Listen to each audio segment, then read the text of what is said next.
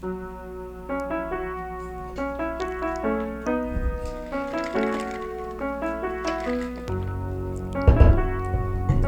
mics are picking that up. Yes, I heard that.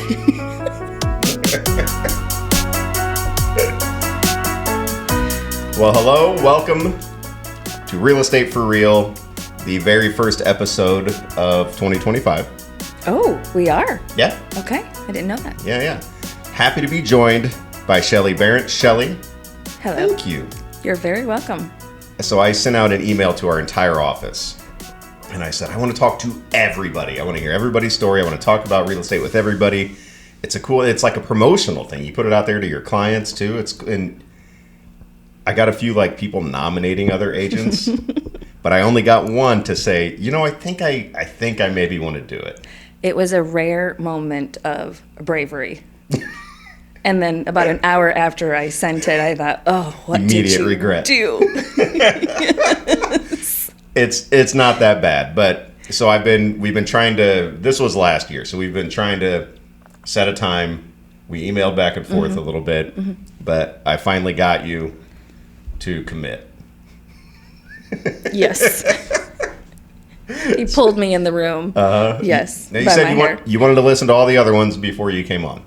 I did not get a chance to listen to all of them, but I listened to Josh Cruz, Okay. Ketke, Busher, and Julie Vano. Okay. So, and I'm eager. I think the next one I'll listen to is Coker. Yeah. Coker's great. Yeah. Poor girl. Did you know her name's Ashley? I heard that once, actually. She texted me a few days ago. I think she was listening to the one I did with Mike Busher with some laughy faces. It was I didn't even know her name was Ashley. Everybody just calls her Coker. She's just Coker. Yeah. Yes. Yeah. All right. So what do you want to talk about? Oh, I thought you came up with the questions, mister.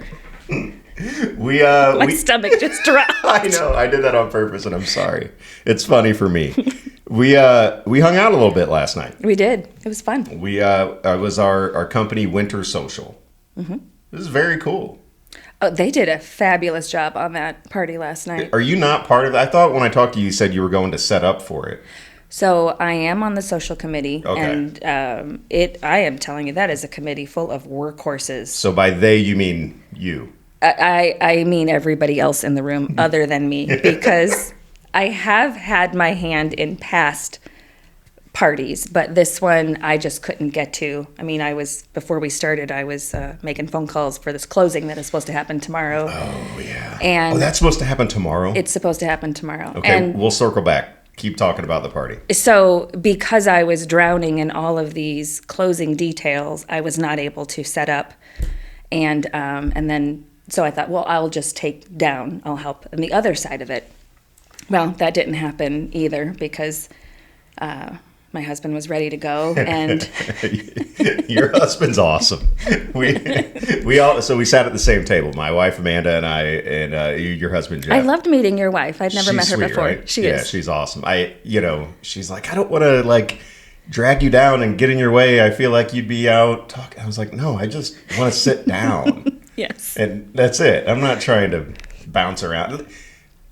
I don't do, I think the last one of these parties I went to was maybe the 25th, anniversary, at Panther. Yeah, that was the fancy one. Yeah. Mm-hmm. I don't know that I've been to one since. I might have popped into one at the Creek. You're not a big group person? Is that why? It's not even that. I don't know. I'm trying to be better about it. The longer I've been doing this, the more I've actually been I should establish some relationships with my coworkers and come around and be part of things a little bit. Okay, I'm glad you said that. Okay. Because when I started real estate, I started when my youngest went to kindergarten. And so I had 3 small children. I have 3 girls. Okay. Ooh. And that's a lot. And I just needed to come and do the work. I did not want to hang out with the people that I was going to be competing with. And I had homework, I had sports, I had gymnastics, and my husband and I, we worked opposite shifts. I was in real estate, he was in restaurant, and restaurant schedules, if you've ever been involved in that. Well, I did tell you before we started recording that I am a 2-time silver spatula winner for McDonald's. But What does that mean? Does that mean you've ordered so much from them? Or you were a star employee? I was a star employee. Oh, good for you. I was a star employee. Yeah, 3 years throughout. From 14 to 17, I worked at McDonald's. Silver spatula. Yeah. So that's what's called silver spatula? That's what I called it. It was just called Employee of the Month. But you got a plaque with a silver spatula on it, so I call myself a 2-time silver spatula winner. Do you still have that plaque? No, it's from the 90s. It was not that well made. Is that on your LinkedIn profile? I don't know that I have one of those. I should probably... Oh, okay. We need to have a longer conversation about these things. It's on my things. Facebook profile, I think. That I've. Okay. Well, that's good enough. Yeah. That's good enough. Yeah, proud of it. That, I was also the 1998 Glenwood High School PE Student of the Year. So I brag about that a lot, too. How does one come into that accolade? Dominate. Meaning like everybody else is on the floor and you're the last one standing? That's what I'm picturing. You were just a bully. No. And they rewarded that back then? No, the kids now would call it a try-hard. I was a try-hard. Okay. When it was like, all right, class badminton. And I'm like, then I would dominate badminton. I'm getting the full picture now. I'm wired.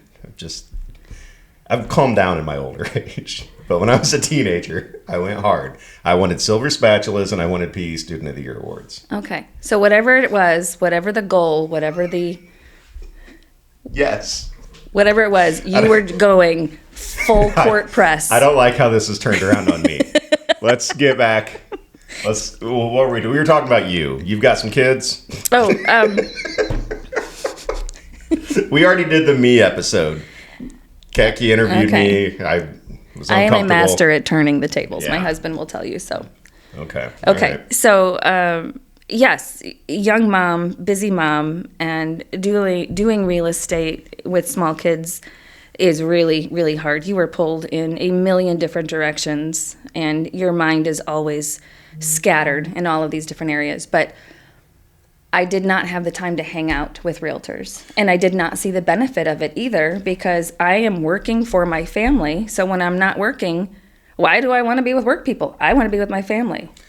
However, I get through some of those, well, they're all trying years. Right. It never stops, really.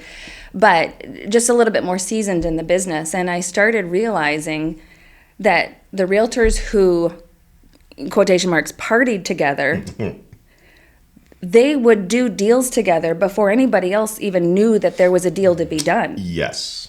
So I was this, you have my work self and my friend self and then my mom and my responsibilities. And at work, you stand tall and you exude confidence, and that's your work self. And people don't need to know the Shelley who doesn't know how to spell, or just all of the weirdness of me. I also want a couple spelling bees. Oh, I cannot spell.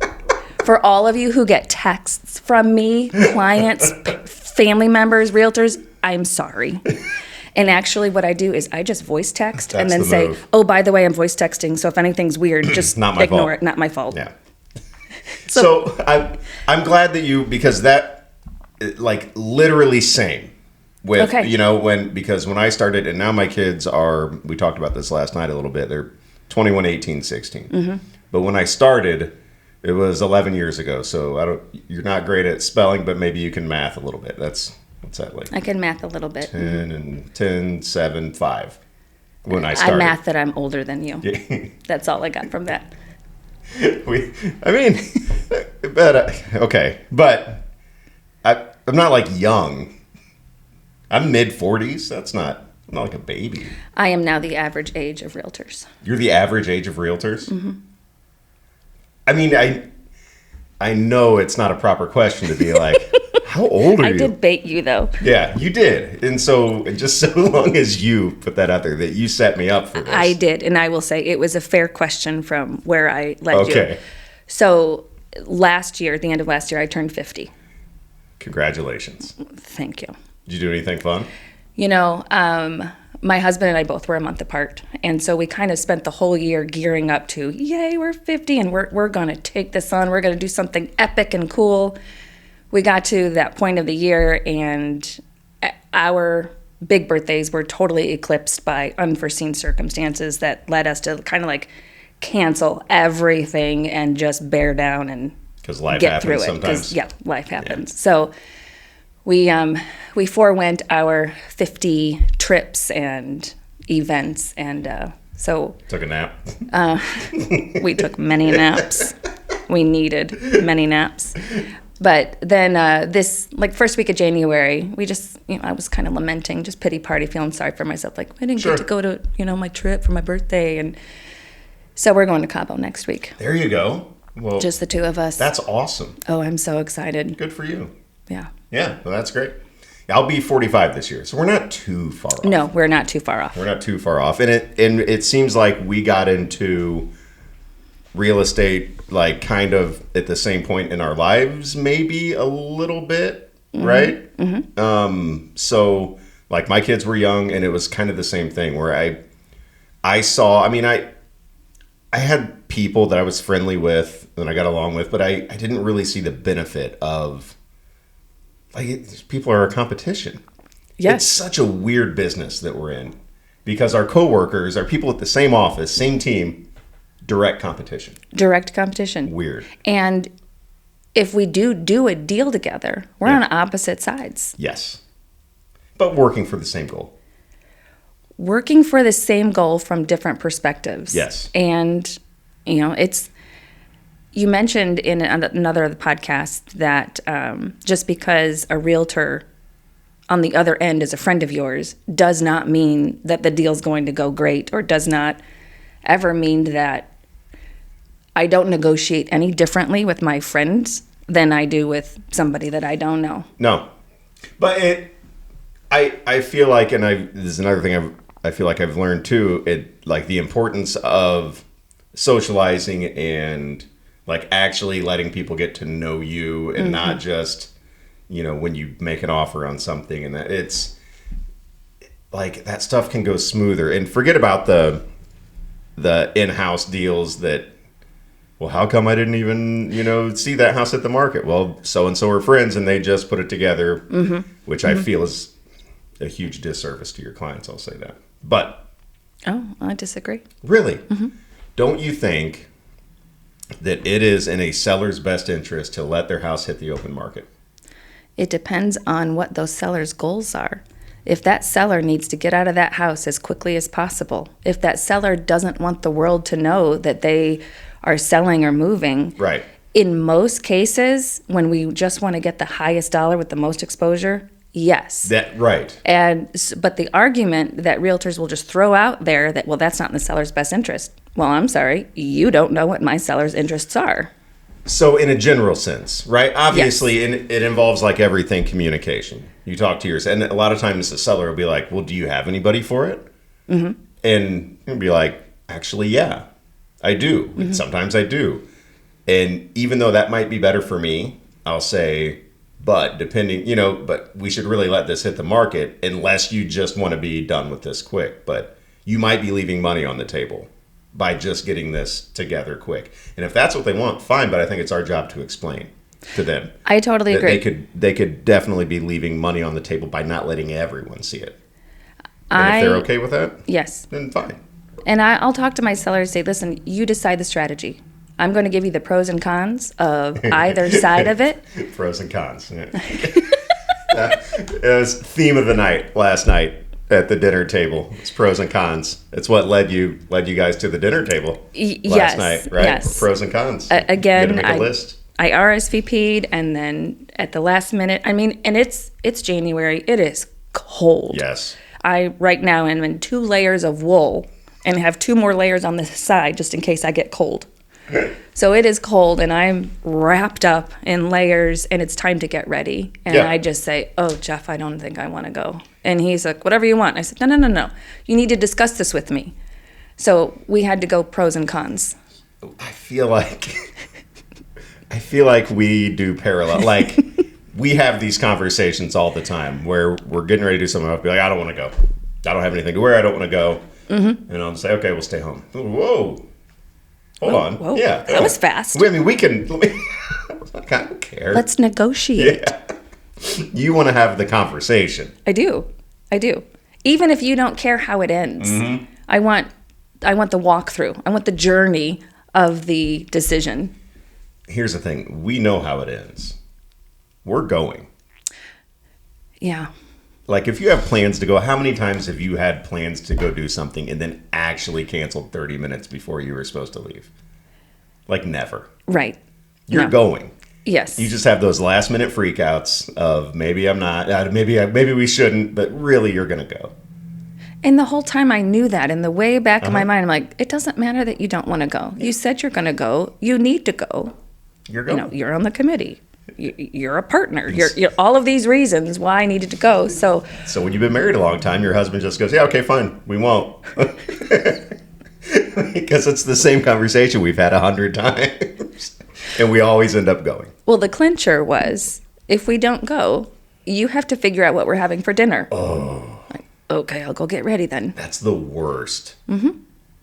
I don't know why dinner comes as a surprise every day. I hate it. Who decided we needed to eat 3 times a day? Why can't it just be once and just get it done? We all the time, like, it'll be the middle of the day, be like, let's just not eat. Like, I'm so over food, nothing sounds good. I don't want to make anything. I don't want to order anything. But then we always get hungry. Always, yeah. Then that 9:30 tummy growl comes in, and then you don't make good choices at that point. But to circle around, we're way off. Okay. Circling back around to the original discussion about being friends with our people. I think it was... for years, I did some committees at the association, and so I was involved in the business, and I thought that was good enough. And then I met the Grady girls. Oh. And man, those girls know how to have a good time. And it is hard not to want to be in that circle once you kind of get a whiff and the feel of it. They are just carefree, and a good time is always around them. Yeah, they are awesome.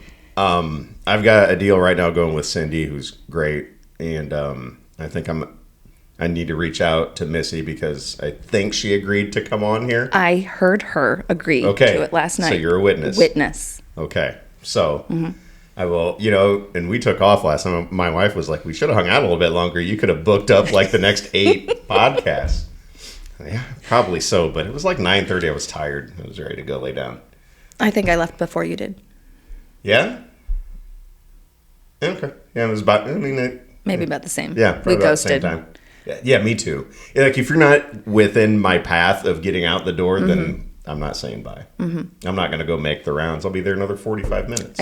Exactly. So, yes. Coat on, walking towards the door, whoever is in the way. Yeah. See you later. Just wave behind your head as you walk out the door. Yep. Yeah, that's how we do it. See? Parallel. Okay, so it's a real estate podcast. Oh, we're going to talk about real estate now? Okay. I guess. I mean, we're about 20 minutes in. We should maybe. What do you want to talk about? Now, tell me if you don't want to talk about this, but you and I did a deal together. It was a house in Chatham, and tell me if you remember this. It was on Parkview, over off of like South Main. And this is a couple of years ago. And I had the listing, and it was a very hot listing. Yes. Now I remember. I know where you're going. Okay. Yes. You did something. You got the offer accepted. I did. I played dirty. It was a bit unconventional. Do you not want to talk about this? You didn't do anything wrong. Just for the record, you didn't do anything. You said you played dirty. It wasn't anything like dirty. No. It was a really, really good like move that you did to get the house for your clients. And I had a client who, I love it when they look at me and they say, "Shelley, get me this house." Yeah. Okay.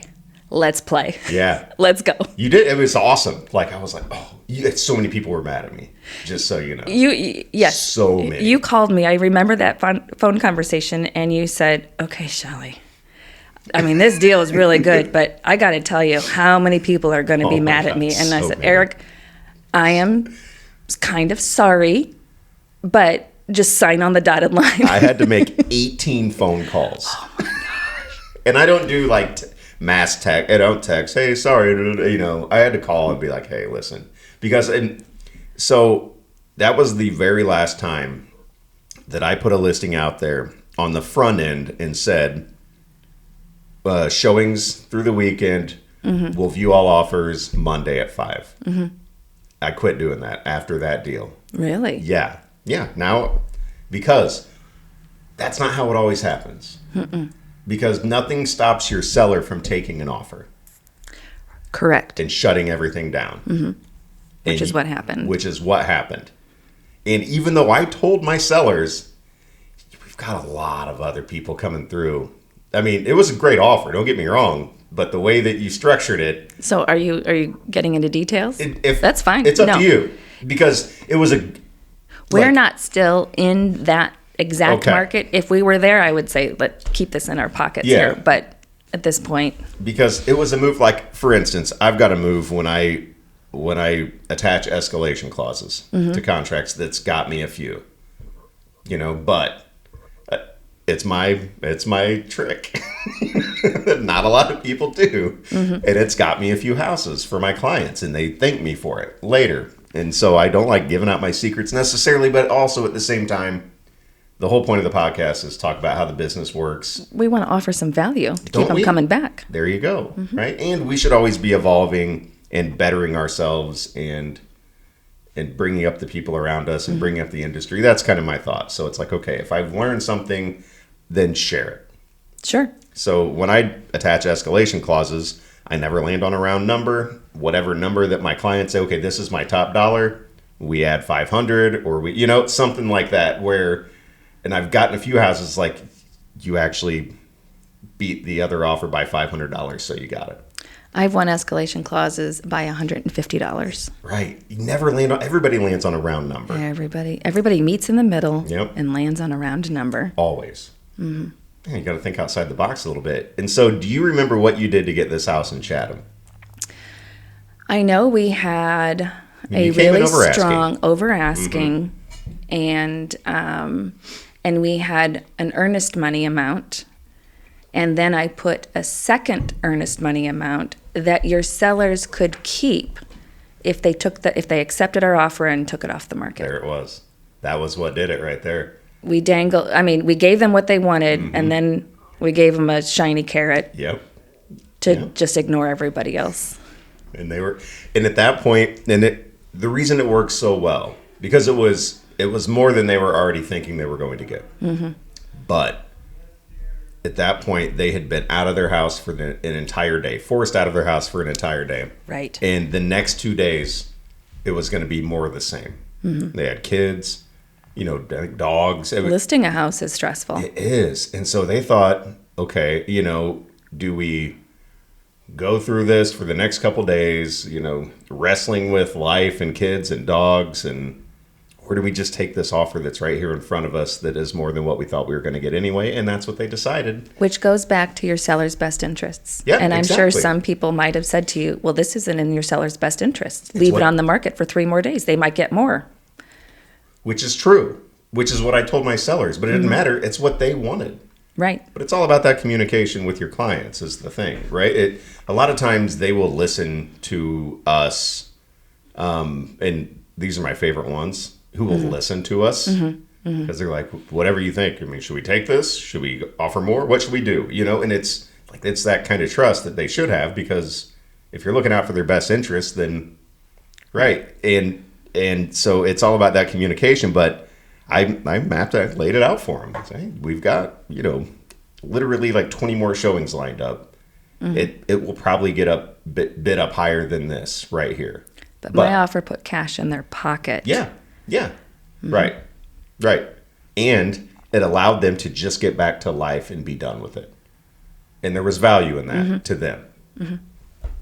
So well done. It was a great move. Well, thank you. Yeah. I know exactly. I know the people who bought that house, and I knew their reasoning behind wanting that house was moving enough for them to, to make it worth the seller's while. It was a cool house. And I get, so I have two cousins who are realtors, one in Arizona and one in Oklahoma City. And one is my Arizona cousin, she's in Mesa, and she's a team lead. And then my cousin in Oklahoma City, she is a managing broker of 3 offices. But she used to sell. So we get together, and I learn strategies that they do in their markets. And then I bring them over here. I'm like, okay. Smart. Yes. Oh, I love getting tidbits from them. And then they take some from me every now and then, too. I mean, every market has got to be different, right? And kind of like, because it's a bit of a copycat industry anyway, like Sure. what people do and what they use. And it's like, that's why, when people like get together at these conferences and talk to other realtors from like across the country, they learn stuff. Oh, absolutely. I should open up my mind to maybe learning things. Negotiating tactics from other markets is phenomenal. And I learned about an escalation clause from somebody outside of our market. And I remember the first 2 that I put on contracts. The agent said, "What is this? You can't do this. This isn't fair. This isn't about being fair. This is about getting the house for my buyer, right. And your seller getting money. My offer's better." Or I had somebody say that, "Oh, my broker won't let me present this way." I said, "Yes, they will." Yeah, of course. Why would you not? They didn't understand it. They didn't know how to explain it, and something new and different. And look at us now with escalation clause. They're all over the place. All over. What I'll never do is, when we write an offer, even if the other agent is like, we've got a lot of other interest, if they don't have any other offers in hand, I never send over an escalation clause. Oh, no. And that's for your buyer, right? Right. Yeah. Mm-hmm. I mean, for the sake of your buyer? Yeah, but we'll fill it out and have it ready, and I'll tell the other agent, here's our offer. Let me know if any more come in. And then once more come in, then I'll send it over. Yeah. But sure. you don't want to show your hand when you're the only player. And there are some agents who will take the top dollar of your escalation and say, "Okay, pay us that." Exactly. You're showing your hand. And they have every right to do that. Of course they do. That is absolutely. Yeah, but and the only thing, you run that risk sometimes, though, of, you'll have these agents where you'll show the house and you'll say, "Hey, my people like it. Let me know if anybody makes an offer, if anybody's interested," and then they'll sell it without getting back to you. Mm-hmm. And then you got to go to your buyer and be like, "Well, I told them, and I hate to throw somebody under the bus, but they didn't do the best service for their seller. They just sold it without letting me know when I specifically said, we have interest. Let me know if you get an offer." There are a lot of common courtesies between agents that we tend to depend on sometimes more than what we should. Mm-hmm. I mean, they're there and we expect it. That's what we want to offer them, and that's what we want offered us when we're on the other side of the deal. But it's always what is going through the mind of that particular client. And I've had ones before where the seller gets a contract and they say, "Oh, I remember them when they were kids, and I want them to have this house. Sure. Take it off the market. But we have other offers. We have bigger offers. Nope, I want them to have the house." So I said, "Well, what about the people who called me 2 days ago, said that they're still thinking about it?" Nope, I want them to have this house. Doesn't matter. We never know. And it's hard. Oh, it's been so hard on buyers the past few years with all of the heartaches and lost deals. And every time I meet with the buyer first time, I say, "Listen, this is an emotional roller coaster." Yeah. Oh my and gosh. Hopes and dreams and anxieties and tensions, they go up, they go down, they go up, and they go down. And I'm here with you the whole ride, but it's going to be a ride. Yeah. And if you say that in the beginning, then when you call them with the bad news, like, "Okay, we're still on this roller coaster here. I hate that. That's the worst, is delivering bad news is like my least favorite part of the job.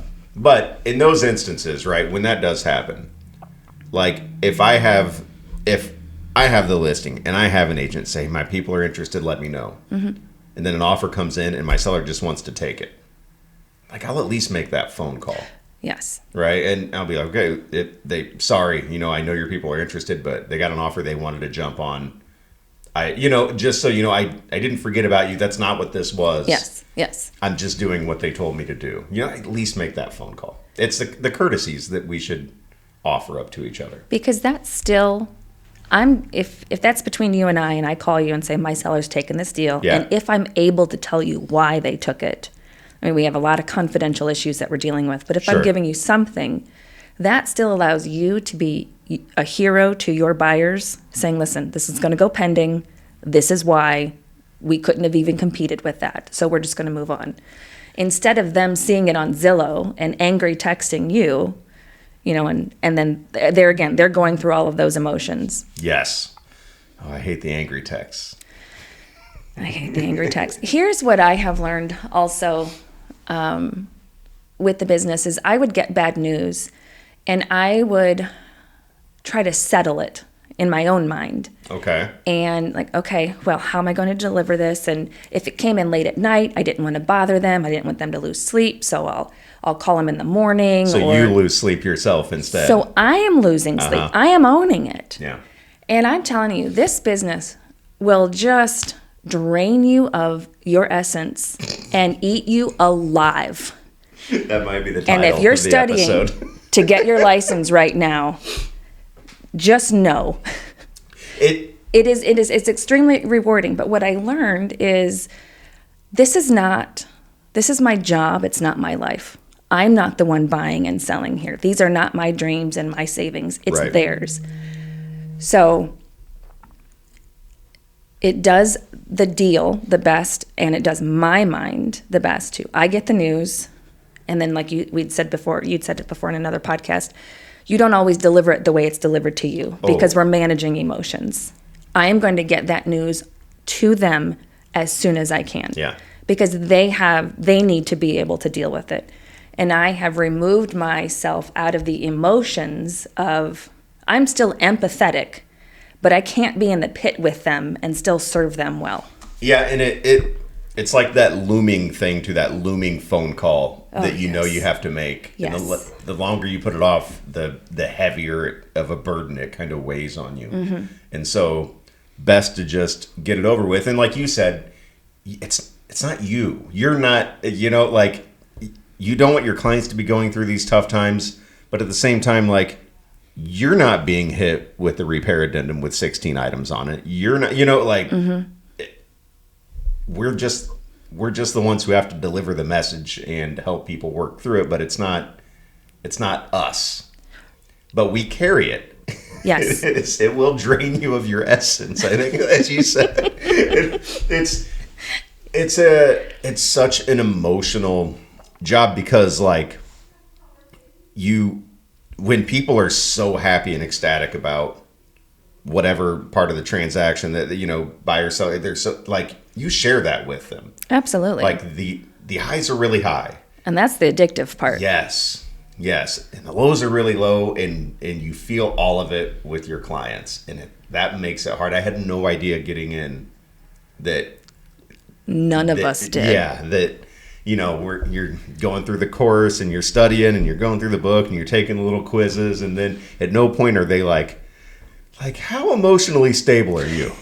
Are you, you know what I mean? At no point in the book is it like how do you sleep okay normally, or do you carry things around because you have somebody you can talk to? Or how about this? How well can you read a room? Oh yeah. You've walked into, or we've met people at houses or walked into houses, and there's a tension.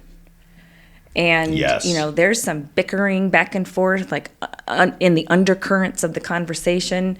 And you're just like, okay, I don't know who's in charge here. I don't know who's making the decisions. And I feel like I am here just as a ricocheting negativity off of me because something's going on. Anyway, reading Yeah. the room and there's so many things in our classes they never taught It us. does. And right now, my oldest is studying to get his license. I heard that. Yeah. Yes. And so, but like, I think he's more prepared than any of us were Than because he's most. watched you do it. exactly. And that's like the people, like, I've got, next week, I've got Crystal and Anthony Busher coming on together, right? And Anthony grew up, obviously, in the business. And when I talked to Josh, kind of the same thing. Like, you're so much more equipped to deal with what this is Agreed. when you grow up as a kid with a parent doing it. Like, I had no idea what I was getting into.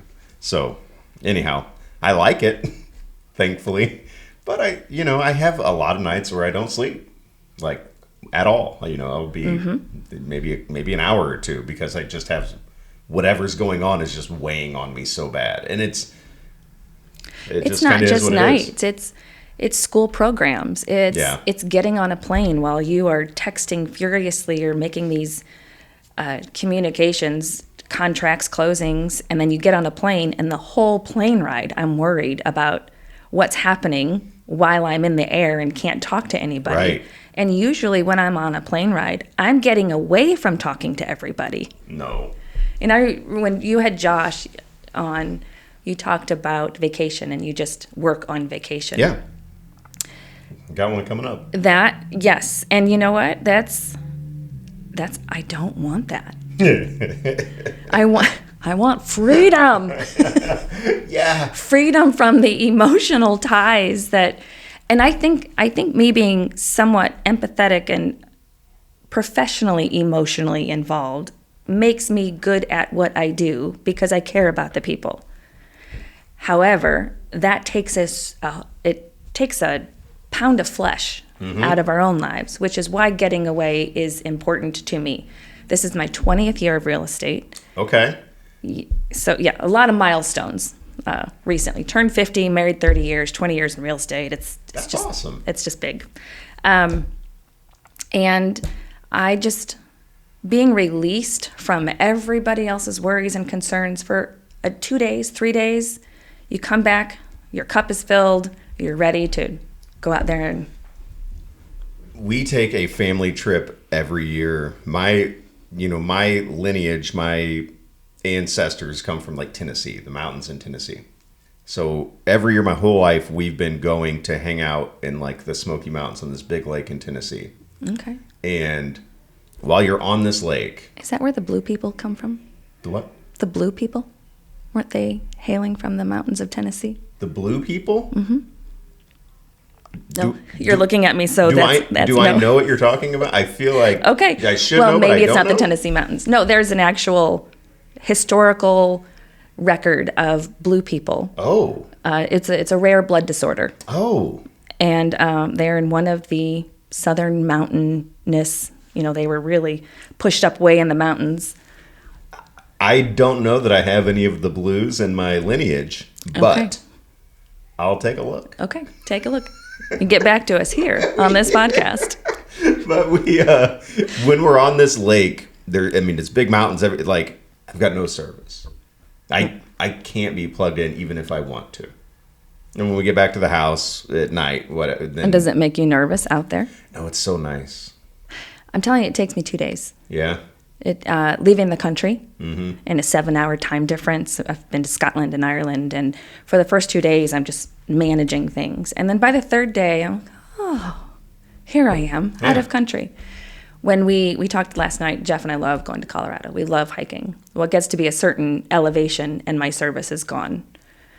And so I love being at that Right. elevation. And so hiking, and I don't want to be on a trail in Colorado texting and making deals. I'm there for the scenery, and it's not safe. Yeah, In the right. hikes that Jeff likes to lead me on. There's exposure there. You kind of need to be. Yeah. Yeah. Yeah. And it's not that, to be clear, it's not that I don't like my phone ringing and I don't like always being available for my clients. I enjoy it. It's just every now and then you need like a couple of days to just kind of decompress and recharge. When we're with our clients, when you're at a showing, or when you're sitting at a kitchen table with a seller, Yeah.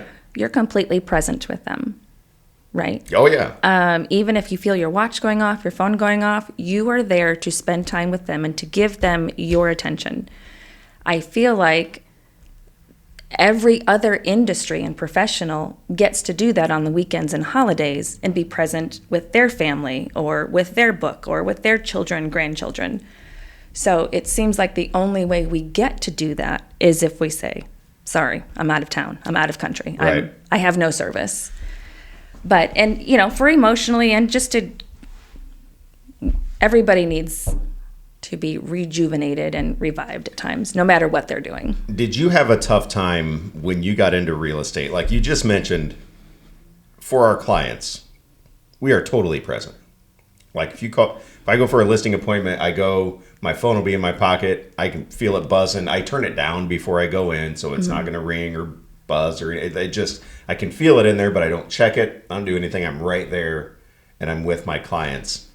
But then when I go home and it's like 6:45 and after just a long and exhausting conversation about what's for dinner, we finally decide on something and we're eating dinner and I'm there with my family and my phone goes off and it's a client and I pick it up. Like it took me a while to be like, why am I not offering the same courtesy to my family that I do to my clients? And it took my wife a few times being like, so you're on your phone at dinner? You know what I mean? Like you can't just, and I'm like, yeah, okay. Yeah, you're 100% right. It's so instinctive that when my phone goes off, I pick it up unless I'm with a client. But we have to like also have that time for ourselves and our family, even if we're not out of the country or on a plane, even if we're just eating dinner. So now it's like dinner table, phone is turned down and it's flipped over, face side down. So it might be buzzing. I'll check it when we get done. But was that a challenge for you at some like early in your career? The balance of that, the lessons still continue to need to be learned, but that lesson did come for me in a few harsh ways where I missed out on some memorable, like core memory family things because I was chasing a deal or dealing with somebody else's life. I remember my sister-in-law invited all of us. She wanted to go hiking in Starved Rock for the day. And okay, cool. Family was coming down from Chicago and up from Springfield, meeting in Starved Rock. And I had somebody call me and want a second showing on a house that was a very attractive price. Okay, I got you. Yeah. Okay. It's going to be a nice commission for you. Nice commission. I got and you. I say, okay, this is the only time they can do it. It's a second showing, so I'll just miss it. Well, she was gathering everybody there to announce her first pregnancy or something. And so everybody was there. I missed the announcement. That person never bought the house. That was the last time I saw them. Ooh. They saw the house and they said, yeah, we're not interested in any follow-up conversation, just died on the vine. Oh, that's rough. I was so angry at that why didn't I just say no?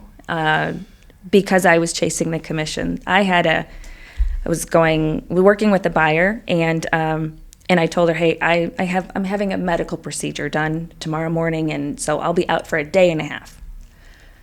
Got home about 7:30, 8 o'clock from the procedure. I am drugged up. I'm not supposed to be walking. She calls and she says, I have a house I want to see. And I said, I just came out of surgery.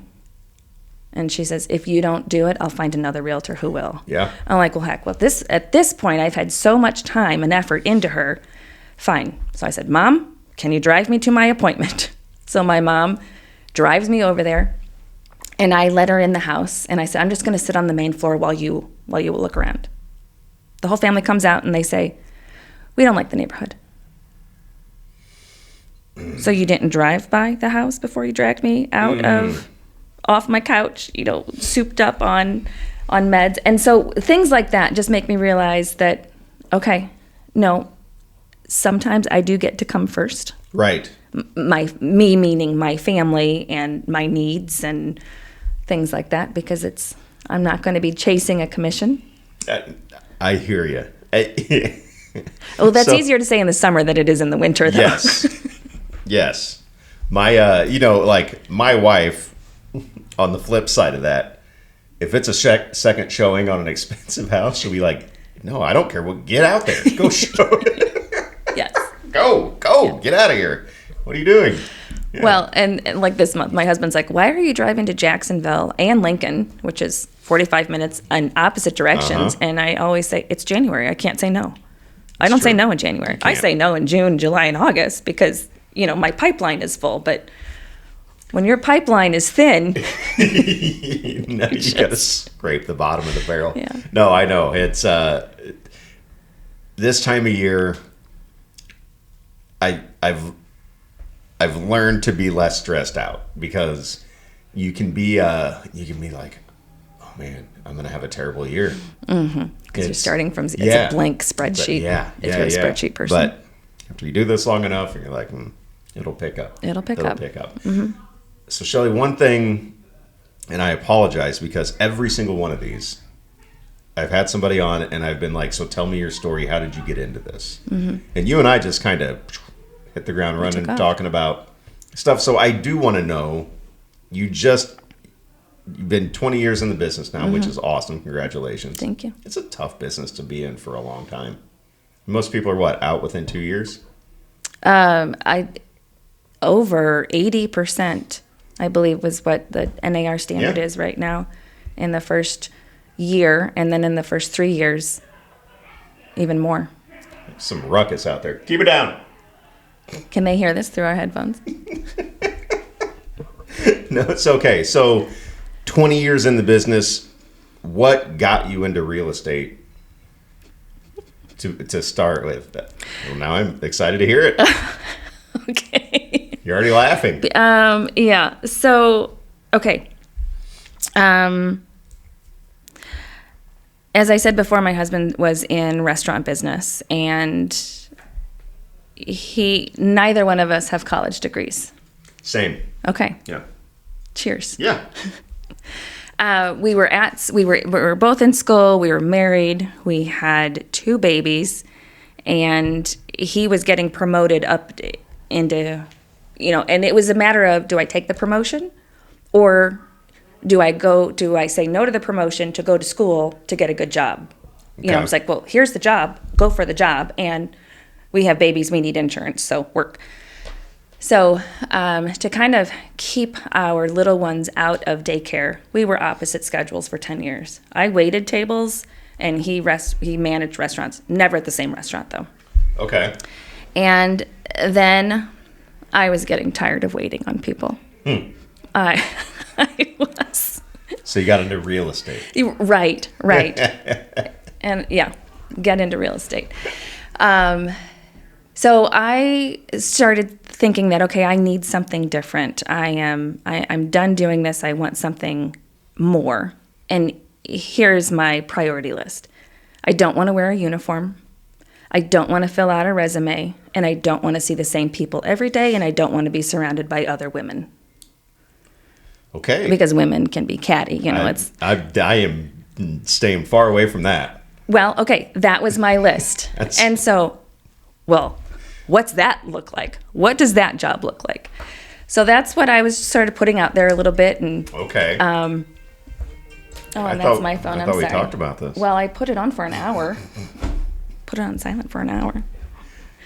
Oh, okay. We're getting close. So I had a good friend at the time named Carrie, and her dad wanted her to get her real estate license and join his team. Okay. And she said, no. This is here locally? She says, here, take my friend Shelley. Take her. So she kind of offered me up as tribute. And that was... Did you have any say-so in this? Well, so she's like, here. And he's like, you want to talk about it? So we went to lunch. It was Phil Childs. Okay. We went to lunch, and he said, well, this is the business. And I'm like, whoa, that's like a big deal. I don't know. Let me think about it. And it was intimidating. Yeah. But it checked all of my boxes. And so I said, okay, I'm in. So I signed up for my class, passed the test the first time, which that in and of itself, I'm like, okay, I'm in the right place. Right. And when I was taking the class, he was at Remax. Okay. And so I was all about I'm going to Remax, big balloon. And then right before my test, Rada Jeezy got him to go over to Aspen Real Estate. And so Phil would be the managing broker when Aspen was, I think maybe it was a year or two old at that point. Okay. So when I got my license, I just joined in with Phil, and it was he and I and Aspen, and at that time we were the only team. So you were an Aspen agent. I was an Aspen agent. Wow. Okay. Yep. And then when we married Real Estate Group, they got our management. We got their name. So it was a well-planned marriage. We were the only team here at that time. Mm-hmm. It was just you and Phil. It was just Phil and I, yep. And I was the only Mac user. Which, to Donna's chagrin, any problem that I couldn't do, she's like, it's because you have a Mac. The only Mac user. That's funny. Okay, and you've been... So I was on a team with him for, I think, 7 years. And then I was on my own for maybe another 7, 8 years. Okay. And then I just needed admin. I got to the point where I could not do any more business when I did everything. Right. So I either needed to scale down and be okay with that level of business, hire admin, and so I could do more. I hired several admin, and they came and they went, and I hate interviewing and hiring. I hate firing. Ooh. Oh, the tears, the knot in the stomach for days and days when you have to let somebody go. And people left me too. Ooh. I wasn't always firing them. Sometimes they're like, yep, I'm not working for you anymore. You were letting people go for performance reasons or? Performance reasons. Mm-hmm. Okay. Yeah. All right. Yeah. Ugh, boy, that's tough. It was tough. So my last admin left, and I said, if she ever leaves me, then I just need to be on a team because I can't handle the amount of business I want to do. I need some help. Okay. At the ground level. So then I went with one of the Grady girls, Cindy Grady. And now you're part of the Gradys. Mm-hmm. Now, yeah, I am. Honorary Grady. I'm an honorary Grady girl. Yeah, I'm sure you fit in really well on that team, but yeah. I'm the overthinker that collects coins for the swear jar. That thing is probably full.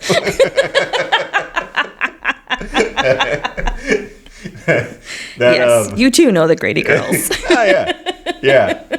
No, they're a barrel of laughs. So I'm excited to talk to Missy when I get a chance because obviously they grew up. I mean, they're in the business. Yeah, right. Yes, and yes. They had their own. They have a story. Yeah, mm-hmm. Yeah. So I'm eager to get into that. So you were, I guess I could do math. You were about 30 when you got in. Almost. To real estate, right? Almost. Mm-hmm. Okay. All right. And no regrets, apparently. Well, seems to be working out for you pretty good. It is working out. This has the temperament that I need. It has the flexibility, just a steady paychecks. Do you get those? Wait a minute. No. Wait a minute. Well, I mean, yeah, but I got to pay them to myself.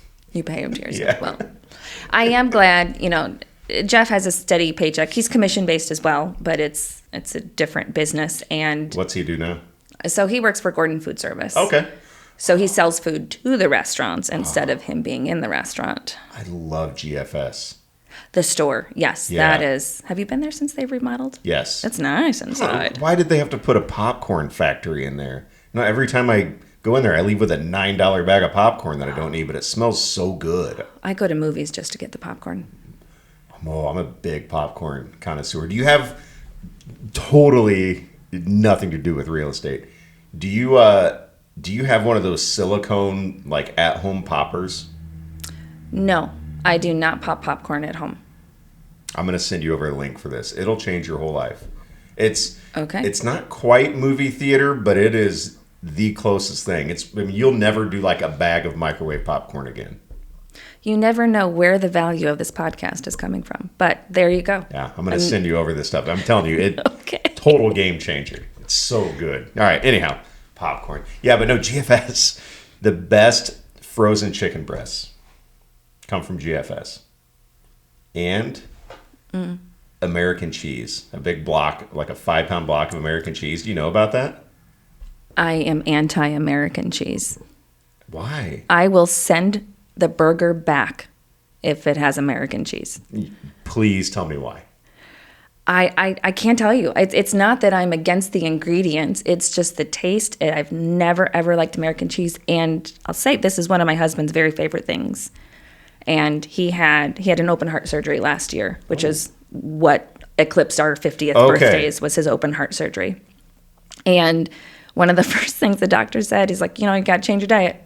No American cheese. What? And just like, it's processed. There's nothing real about it. Well, you're talking about the cheese product. Like the packages of cheese, the individually wrapped slices. That's not cheese. That's cheese product. But it's labeled American cheese. So are you talking about it? I'm talking about something real here. Real cheese. Actual real cheese. I'll send you a link. Game changer. Makes the best. So are you cheese buying sauce. it by the wheel? It's like a block. It's a 5-pound block. What does one do with 5 pounds of cheese? There's just so much you can do with a 5-pound block of cheese. Okay, you need your own American cheese recipe book. It's true. It makes the best horseshoe cheese sauce. You like horseshoes? No. No. What? I cannot tell you. I don't know. I have never Shelley. gotten into that. Now, All obviously, right. I'm not a Springfield hour native. 2, we're going to talk about how you need to. Hold on, you're not a Springfield native. I am not a Springfield native. Where no. are you from originally?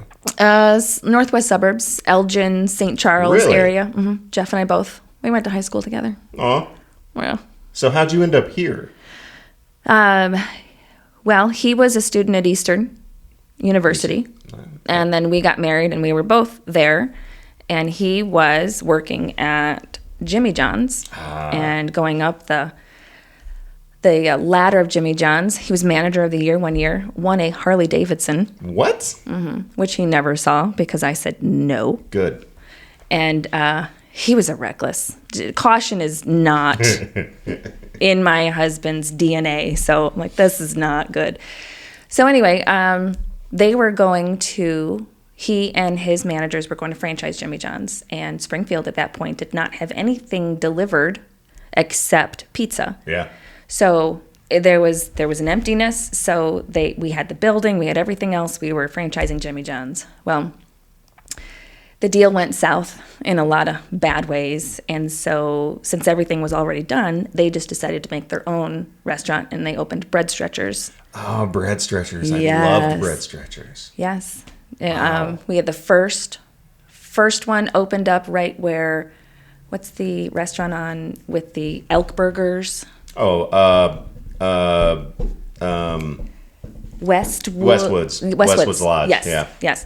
Their first should know kitchen. That. They used to sponsor my radio show for several years when I was on the radio. I see them all of the time. I drive by. I know the name, just brain fog. But good horseshoes there. Good horseshoes, do they? Well, they serve their elk burgers without American cheese. Oh, okay. Good to know. All right. But they opened a kitchen there, and then they were downtown on 4th Street. Okay. And yeah. That's the one I knew about. So I was about to have our second baby, and I would not move until she was born, until we had our first follow-up. So they were waiting to open for Abby to be born, and then I went to my 4-week checkup. To the doctor say she's okay. She had some issues, which I had to transfer that medical stuff to Springfield. But I came home from that visit, and the U-Haul was packed, and he moved us to Springfield, and I had never been here before. Wow. Never. And we moved into a duplex where the other side was shared with the other 2 bosses, the other 2 owners, and their girlfriends, and then Jeff and I on one side with our 2 babies. It's fun. And you were like, this place is great. That's well, for the first few months, we I had don't one much car. care for horseshoes, but I'm gonna stick this out. We had one car. He was working 80 hours a week. I would take him to work, and then I would just go back and forth to the hospital for the baby and I. And I sort of knew my way to 3 places for the first few months of being Crazy. here. That's crazy. And now, you know this place. Yes. Yes. Now I know the dark alleys and. So then, okay, and I've kept you for an hour, so I promise I won't keep you too much longer. But knowing that you're not from here originally, how hard was that then to like start building up some clientele for real estate? Because for me, I've grown up here my whole life here. I've got connections everywhere. Like I know a lot of people here, and I leaned on that. My sphere of influence was very, very big. So that's how I was able to get going, is I had a lot of people who already knew me who were willing to give me a shot as a real estate agent. But you didn't know anybody, right? No, moving in, I didn't know anybody, and most people my age were in a very different lifestyle. I mean, Right. I was 23, married with 2 kids, and usually I am another 23-year-old's cautionary tale. So So it was, we moved, we got involved into a church, and it's really easy to make friends over the heads of babies. Yeah. And people with other babies then invite you over. And so, we got involved in groups and kind of found a second family here because we moved away from all of our family. And then my friends that I had were very supportive of me in real estate. I just thought they'd kind of stand back and say, let's see if you know what you're doing here. But they didn't. Their confidence in me probably kept me going more than what I could muster for myself, right? And so they referred, they helped, they, praised and applauded. And It's amazing how that works. Oh, you just, when you have your tribe, man, they make such the difference. I remember when I first started here, I was here at the office like every day trying to absorb as much as I could, and we were doing like training, from contract to closing, stuff like that. We were doing this stuff. I believe it was over in the annex building now. But anyhow, I remember Mike Busher saying one time, and at that point I think he'd been in the business 25 years, and he said, like, I've been doing this for 25 years and you just started, but everybody would rather work with you than me. Even though, you don't know what you're doing. And I've been doing this forever. Even though you're green from head to toe. Yeah, they would much rather work with you because they already know you and they're comfortable with you. And so that's how this works, and you just need those people to give you a shot to get started, and then it snowballs from there. My first few deals were for other servers, and that was back in the day when we could do stated income loans.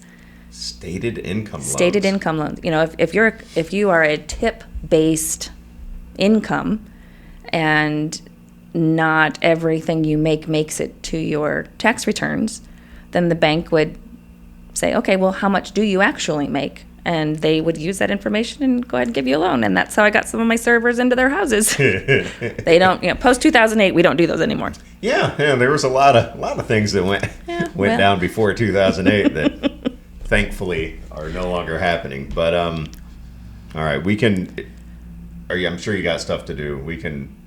Do you have another question? We can wrap up, we can go one more round. So I don't come prepared with questions, believe it or not. I just like to talk and then see where it goes. But I will ask you, like, we have, like 500 and some agents? Across all of our in our area, counties. Generally, right? In our central Illinois area, there's a lot.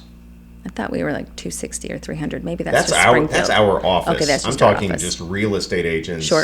In we'll capital say somewhere area. close to 500. Something, right? It's a really, really. There's a lot of us. It's a competitive business. Like, do you find it hard? Like, are you constantly like, okay, how do I stand out from my competition? Like, how do I, because I don't know, that's something I always wrestle with in my head is like, okay, what can I do that's different? I mean, you can't check in at closings and post your listings on social media. You know, like everybody, it's so saturated. Everybody does it. Like, It's an interesting question because when somebody says, well, how are you different? right. Well, none of these other people have ever been my realtor. I don't know how they do business. I don't know what they say and what they don't. I'm not privy to the conversations that they have during our transaction when they're talking to their client. Yeah. So unless you start off on a team where you are able to soak in and listen or shadow, I mean, that's the best thing. If you're starting out real estate, you know, sometimes a team is not in your best interest, but if you can find people that you can shadow and listen to, and but otherwise you don't know what anybody does. So you're trying to stand out, but you don't know how to do that. Yeah, it's tough. But yeah, there are, I think a lot of the things that I am trying to put into my business now are things for me, because this is what I want their experience to be with me. Right. And I don't know how anybody else does their business. I do know that there are some people who don't try that hard, which makes me think, why am I trying so hard? If I only have to be better than that, you know, the lowest common denominator, right. And there are a lot. Yeah. But then there are some people that are just stellar. And I hear them talk and, you know, kind of even at the closing table or something, and that's kind of the only time we get to see that agent interact with their clients. And sometimes like, ooh, I'm taking that one, putting that one in my pocket. Oh, yeah. That was excellent. So for me, how this makes me feel professional. This is going to make it easier for them to work with me. That has been my mantra, is can I behave and function in a way it makes it easy to work with me. Yeah. Whether that's the title company, the bank, the other agent. You know, when I text people, I say, hey, I don't know, I need to know the age of the roof. Okay, I'm going to give them the address because maybe in your head you don't remember which deal you and I have going or which house we're talking about, because we are constantly talking to how many people. Oh, yeah. On how many different platforms. Yeah, and it depends the time of year. While shoving a McDonald's in our mouth, driving down the highway, late to an appointment. So if it's January, you can just be like, what's the age of the roof? That's right. If it's May, you have to be like, hey, That's right. I don't know if you know this, but you and I have a deal going on right now. Remember me? Yeah. No, that's a really good point, is we don't know how the other agents are conducting their business. We really don't. We see what we see, and, you know, we see them posting online and this, but it's like, we don't really know what it's like when they go on a listing appointment and what they say they bring to the table, and what, you know, so we don't really know how to stand out from our competition necessarily. It's just like, you know, when I know when I go in, I've had people be like, okay, so why should I hire you then?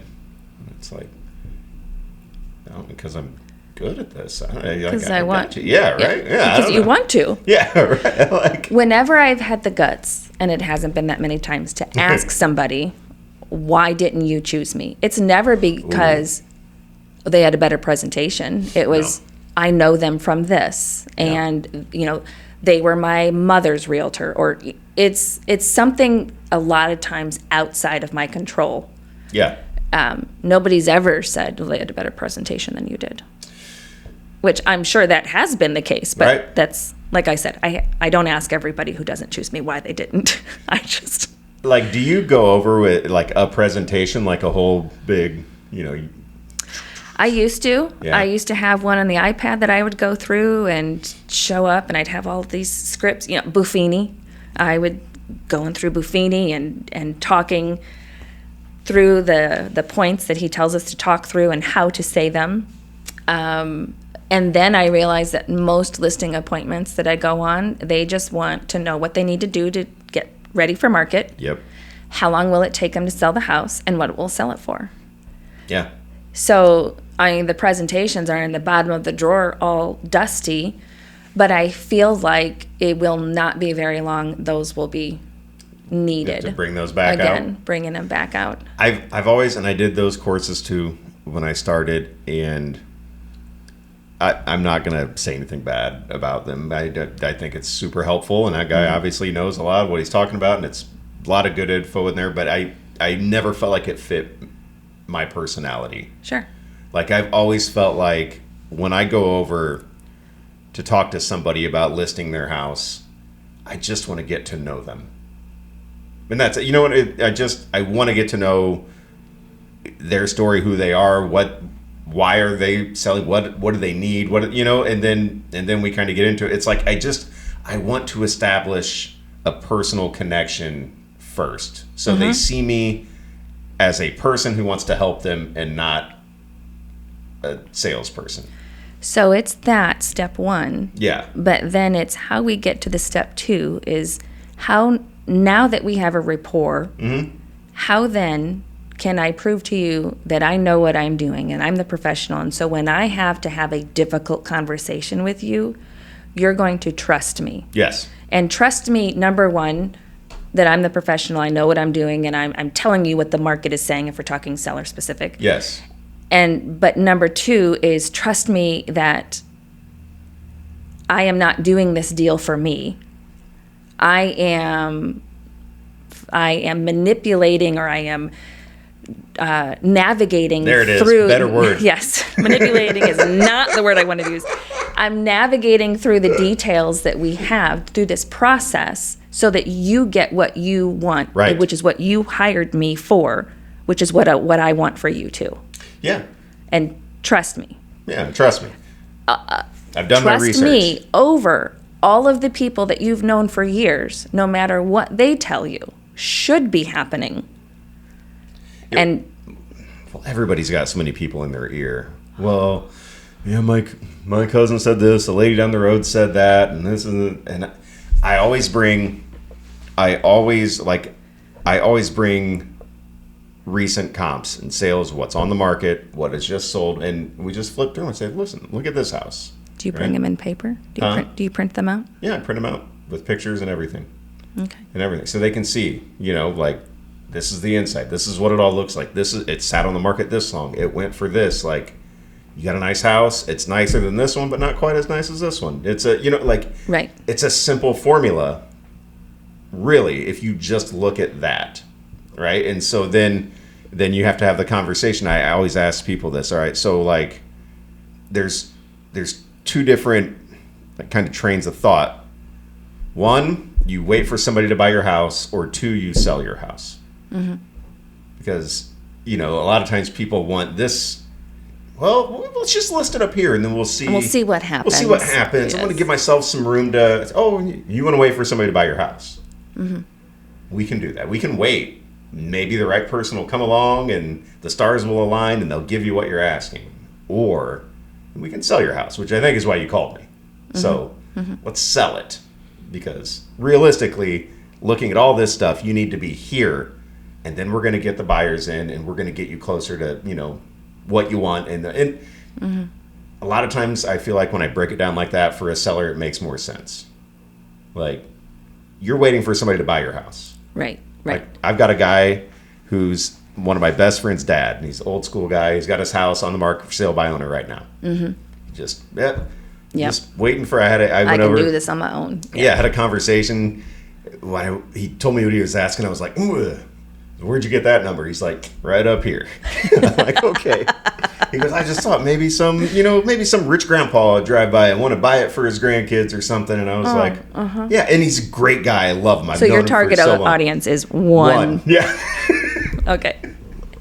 And when I went over and met him, his wife is there too, and she's in the corner just shaking her head like, so I talked to him a couple days ago. I told him, I said, when you're tired of waiting for somebody to buy it, let me know and I'll sell it.